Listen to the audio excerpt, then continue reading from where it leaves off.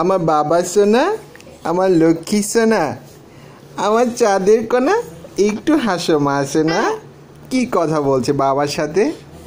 কে কথা বলছে বাবার সাথে?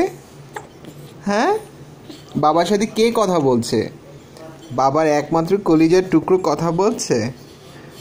মা সোনা, ও মা সোনা, একটু কথা বলো মা। বাবাকে না এতক্ষণ বাবার সাথে কথা বলেছ, বাবাকে বকেছ। মা সোনা, এতক্ষণ না বাবাকে বকেছ।